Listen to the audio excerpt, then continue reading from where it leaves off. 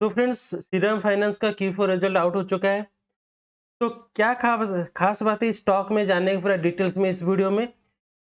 तो before starting the video मैं पहले से आपको बता देता हूँ कंपनी का जो फंडामेंटल्स डिटेल्स होगा वो पहला पार्ट रहेगा इस वीडियो का। जैसे कि किस टाइप का कंपनी है, कौन सी प्रोडक्ट में डील करता है, अगर प्रोडक्ट में डील करता है कौन सी प्रोडक्ट में डील करता है, अगर सर्विस सेक्टर में डील करता है कौन सा सर्विस प्रोवाइड करता है, डिटेल्स में जानेंगे इस जो कंपनी है उसके बारे में, श्रीराम फाइनेंस के बारे में।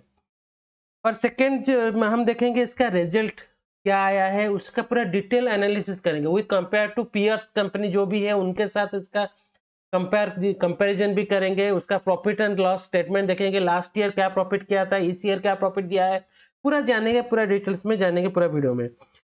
एंड लास्ट पार्ट एंड सबसे जो क्रूशियल पार्ट रहेगा वो लास्ट पार्ट रहेगा, उसमें हम देखेंगे कंपनी का पूरा जो टेक्निकल एनालिसिस देखेंगे। टेक्निकल एनालिसिस हिसाब से कंपनी को आप अभी बाय करना चाहिए, सेल करना चाहिए, अगर आपके पास पोजीशन है उसको होल्ड करना चाहिए, क्या करना चाहिए वो हम देखेंगे। अगर बाय करना है, आपके पास ऑलरेडी कोई पोजीशन नहीं है तो कहाँ पर हमको बाय करना है ये पूरा देखेंगे वीडियो में। एंड मोर फ्रेंड्स, ये जो दे रहा हूँ आपको, ये जो स्टॉक दे रहा प्रोवाइड कर रहा हूँ, ये स्टॉक ऑलरेडी मेरे पोर्टफोलियो में है एंड वॉच लिस्ट में भी है। अगर ऐसा नहीं कि कोई स्टॉक मैं आपको प्रोवाइड कर रहा हूँ वो स्टॉक मेरे पोर्टफोलियो या वॉच लिस्ट में नहीं है, ऐसा नहीं है। तो जो भी स्टॉक मैं आपको प्रोवाइड करो इधर मेरे वॉच लिस्ट में है और मेरे पोर्टफोलियो में है। ठीक है फ्रेंड्स, तो फाइनली विदाउट वेस्टिंग टाइम हम स्टार्ट करते हैं श्रीराम फाइनेंस से। देखिए, ये श्रीराम फाइनेंस का वेबसाइट यहाँ पर खुला हुआ है। आप अगर वेबसाइट में देखेंगे, पहले तो नाम से पता चलता है ये एक फाइनेंस कंपनी है, श्रीराम फाइनेंस, उसका नाम से ही पता चलता है। तो क्या करता है देखिए, पहले तो देखा यहाँ पे इन्वेस्टमेंट पर्पज में भी आप इसको यूज कर सकते हैं। तो इन्वेस्टमेंट पर्पज में मीन्स यहाँ पर फिक्स डिपॉजिट कर सकते हैं, फिक्स्ड इन्वेस्टमेंट प्लान कुछ यहाँ पर है। तो यहाँ पे डिजिटल सिल्वर ऐसा कुछ है, डिटेल्स में मैं सिल्वर शायद डिपॉजिट कर सकते हैं, सिल्वर में इन्वेस्ट ऐसा कुछ है, उसको छोड़िए। ये लोन भी प्रोवाइड करता है, क्या क्या लोन प्रोवाइड करता है, तो ये टू व्हीलर लोन प्रोवाइड करता है, पर्सनल लोन प्रोवाइड करता है, यूज्ड कार लोन भी प्रोवाइड करता है। अगर कोई पुराना कार लेने जो उसका लोन भी ये प्रोवाइड करता है। उसके अलावा अगर कोई नया बिजनेस स्टार्ट करने जा रहा है तो वो बिजनेस लोन भी प्रोवाइड करता है। तो बेसिकली एक इन्वेस्टमेंट भी यहाँ से कर सकते हैं, प्लस आपको लोन की जरूरत है यहाँ पर लोन भी आपको मिल सकता है। इवन यहाँ पर गोल्ड लोन भी वो देता है, Shriram finance company gold loan भी यहाँ पे देता है, two wheeler loan, gold loan, personal loan, car loan, used car loan and also business loan. उसके अलावा फिक्स डिपॉजिट वगैरह भी आप यहाँ पर कर सकते हैं। ठीक है, तो उसका पूरा डिटेल्स में देखते हैं क्या है। देखिए, ये पूरा उसका मार्केट कैप जो है वो लगभग 1,23,141 करोड़ का मार्केट कैप है। तो काफी बड़ा कंपनी आप मान सकते हैं। स्टॉक का पीई भी बहुत कम है, ये यहाँ पर दिखा। पीई के बारे में मैं डिटेल्स में जो पीयर्स का एनालिसिस करूंगा वहां पे दिखाऊंगा आपको। तो यहाँ पर क्या है, ये पूरा डिटेल्स में दिखा है। 831 रूरल सेंटर्स है, ब्रांचेस उसका है। 1758 ब्रांचेस ऑल ओवर इंडिया उसका है। तो ये जो बिग 500 कंपनीज इंडिया के उसके अंदर ही आता है। तो अभी देखते हैं, डायरेक्ट जाके देखते हैं उसका पीयर्स एनालिसिस। तो फ्रेंड्स, अगर हम इसका पीयर्स एनालिसिस करेंगे, पीयर्स कंपनी अगर देखेंगे तो वहां पर बड़े बड़े कंपनीज है, लाइक यहाँ पर क्या है, बजाज फाइनेंस है, बजाज फिनसर्व है, जियो फाइनेंशियल है, बजाज होल्डिंग्स है, चोलामंडल इन्वेस्टमेंट है। ये जो भी बड़े बड़े कंपनी है उसके बारे में आपको सबको पता होगा। HDFC AMC भी है, HDFC का AMC कंपनी है। ठीक है, HDFC AMC भी है। तो अगर मैं कंपेयर करूंगा पी रेशियो अगर उसका देखूंगा तो बहुत कम है, देखिए 14.82।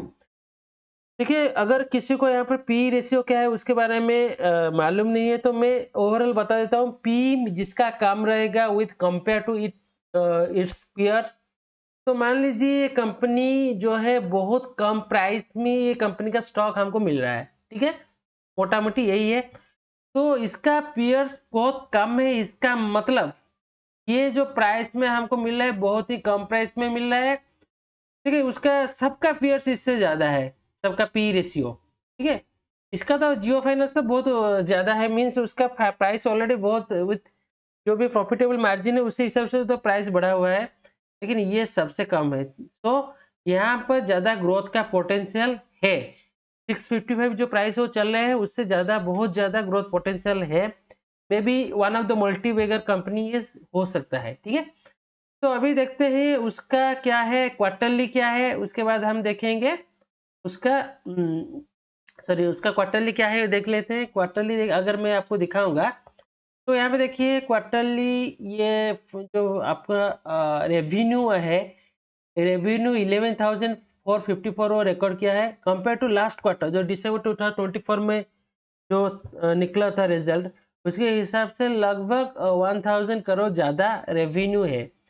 अगर प्रॉफिट देखेंगे, net profit after deduction of tax, तो यहाँ पर थोड़ा सा कम हुआ है प्रॉफिट, लेकिन यहाँ पर अब ओवरऑल देखें तो अच्छा एक दिखा रहा है। प्रॉफिट क्यों कम है वो तो पता नहीं, थोड़ा सा कम प्रॉफिट कम हुआ है। देखिए हम देखें प्रॉफिट क्या कितना, फाइनेंशियल अदर अदर इनकम, हाँ देखिए प्रॉफिट जो यहाँ पर कम दिखा रहा है उसका भी एक रीजन है, वो रीजन भी मैं आपको बता देता हूँ।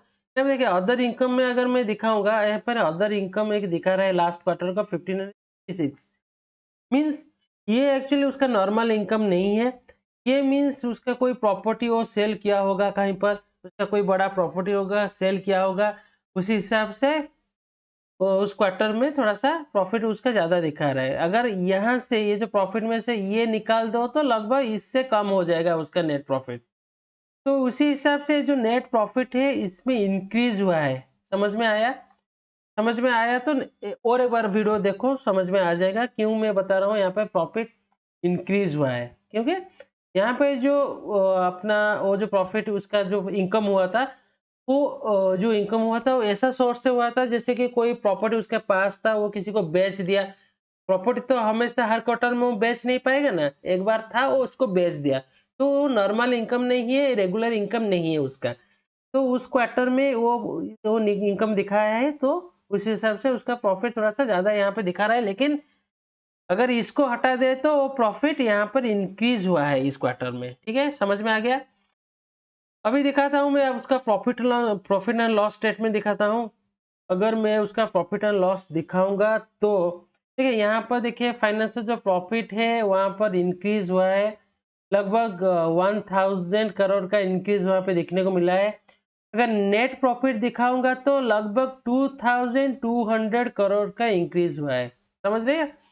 नेट प्रॉफिट में बहुत ज्यादा इंक्रीज यहाँ पे देखने को मिला है। 7,399 करोड़ से प्रॉफिट बढ़ के हो गया है 9,576 करोड़। तो यहाँ पर एक अच्छा खासा जंप उसका प्रॉफिट में देखने को मिला है। तो फाइनली मैं आपका जैसे दिखाता हूँ इन्वेस्टर प्रोमोटर्स का जो शेयर होल्डिंग पैटर्न क्या है, मैं फाइनली दिखाता हूँ हर एक स्टॉक में। क्योंकि जो शेयर होल्डिंग पैटर्न है प्रोमोटर्स का बहुत ही इंपॉर्टेंट होता है।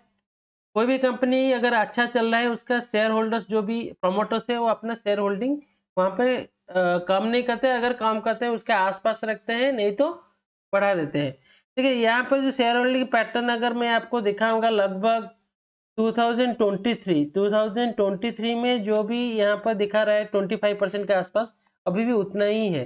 तो लगभग 3 साल से 2 साल से एक ही शेयर होल्डिंग पैटर्न है उसका प्रोमोटर्स का। तो एक अच्छा सिग्नल स्टॉक के लिए आप मान सकते हैं।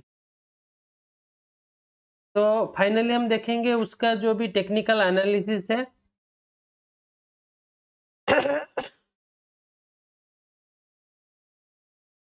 देखिए ये इसका टेक्निकल एनालिसिस है। टेक्निकल एनालिसिस अगर मैं यहाँ पर आपको दिखाने जाऊंगा तो यहाँ पर आप देख सकते हैं ये एक रेजिस्टेंस था। ठीक है, एक रेजिस्टेंस था, कलर में चेंज कर लेता हूँ। हाँ, ये एक रेजिस्टेंस यहाँ पर था। ठीक है, ये जो रेजिस्टेंस जोन है इसके पास एक बार आके वो रेजिस्टेंस ले चुका है। तो देखिए कोई भी मेजर रेजिस्टेंस अगर रहता है उस मेजर रेजिस्टेंस जोन को अगर फर्स्ट टाइम कोई भी स्टॉक आ रहा है तो वो वहां पर रेजिस्टेंस लगभग ले लेता है। अगर नहीं रेजिस्टेंस लेके ब्रेक करता है तो फिर डाउन आने का चांसेस ज्यादा बढ़ जाता है। तो यहाँ पर वो रेजिस्टेंस ऑलरेडी ले चुका है, फर्स्ट टाइम रेजिस्टेंस ले चुका है।